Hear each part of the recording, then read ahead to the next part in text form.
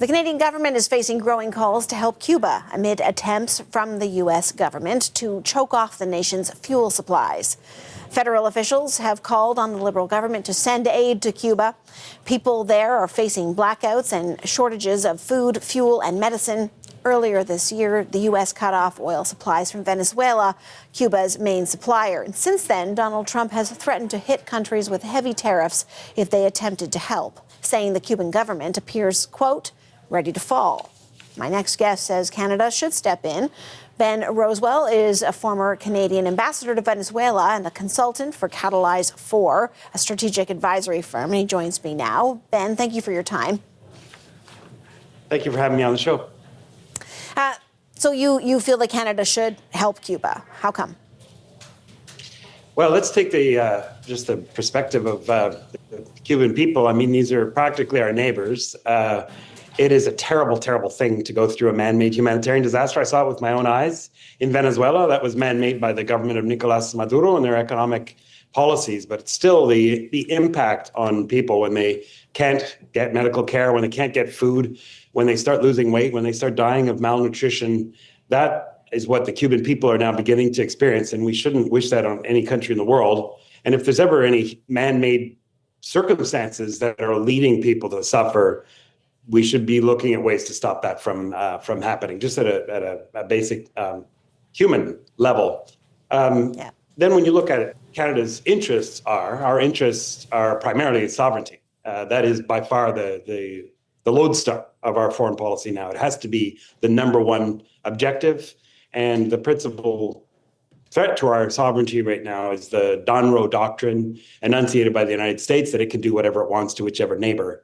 So anything it does to other neighbors, it could potentially do to Canada unless we disrupt that pattern. And for that reason, I think we need to be joining hands with other countries across the Americas to provide this humanitarian assistance to Cuba, precisely because the United States is interpreting this Cuban situation as the implementation of this doctrine that's a threat to Canada just as much as it is to any country in the Americas. But there does seem to be some fear about angering, and when I say other allies, I am specifically talking about the United States, if in fact Canada were to intervene, to offer aid.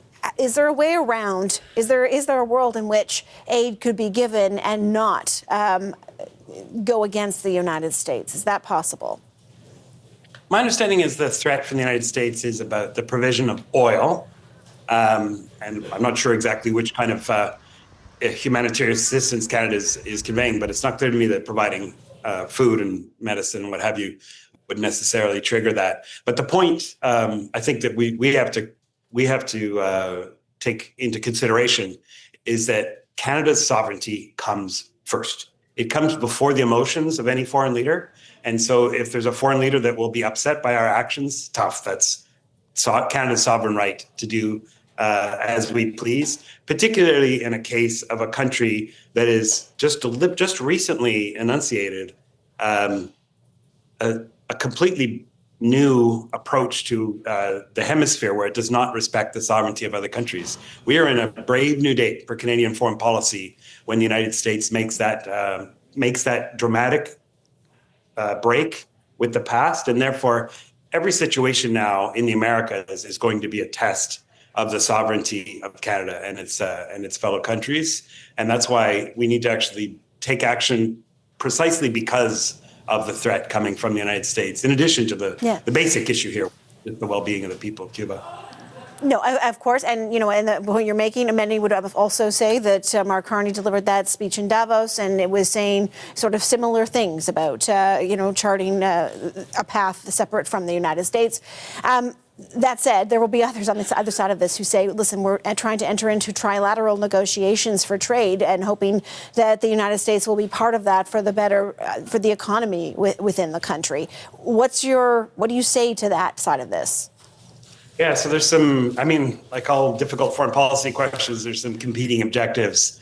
My argument is that sovereignty is the top objective, and it's the immediate short-term as well as long-term objective, and that should trump all else. But there is also this important objective of maintaining the prosperity of our country, which depends on trade. So it is a difficult situation to to reconcile those two.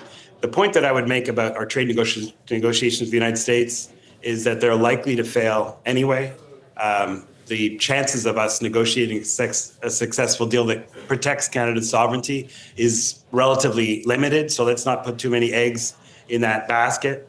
And secondly, that there's likely to be some significant volumes of trade with the United States, regardless of what happens with this one agreement. I would concede it's an important agreement, but it's a short-term arrangement.